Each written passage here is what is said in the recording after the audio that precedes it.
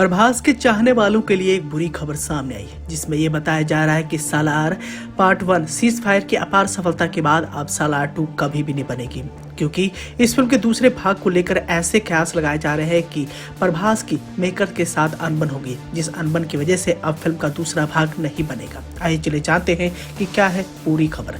जानकारी के लिए बताना चाहेंगे कि सुपरस्टार प्रभास इन दिनों अपनी अपकमिंग फिल्म कल्कि को लेकर खूब चर्चाओं के केंद्र में बने हुए हैं और इस फिल्म के टीजर वीडियो को देखने के बाद अब इस फिल्म का इंतजार और नहीं हो रहा है। लेकिन इसी कड़ी में प्रभास के चाहने वालों के लिए एक बुरी खबर सामने आई, जिसमें यह बताया जा रहा है कि सालार पार्ट 1 की अपार सफलता के बाद अब दूसरा भाग नहीं बनेगा और इसके पीछे की वजह है प्रभास का मेकर से अनबन हो जाना। प्रभास की फिल्म सालार ने सिनेमा घरों में तहलका मचा के रख दिया था और प्रशांत नील के डायरेक्शन में बनी इस फिल्म ने बॉक्स ऑफिस पर धमाकेदार कमाई भी करके दिखाया था।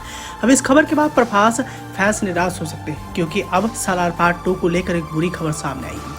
मीडिया रिपोर्ट्स की माने तो प्रभास की सालार का दूसरा भाग अब नहीं बच सकता है। माना जा रहा है कि सालार के दूसरे भाग को रोक दिया गया है। मीडिया रिपोर्ट्स की माने तो बताया गया कि प्रभास और निर्देशक के बीच में अनबन हो गई। इसी फिल्म के जरिए पहली बार प्रभास और प्रशांत नील ने एक साथ काम किया था। सालार की धमाकेदार सफलता के बाद इस सालार 2 को लेकर खबरें सामने आई थी और मीडिया रिपोर्ट की माने तो प्रभास और प्रशांत नील की सालार 2 बंद हो गई है। कहा जा रहा है कि अब यह फिल्म हो सकता है कभी न बने।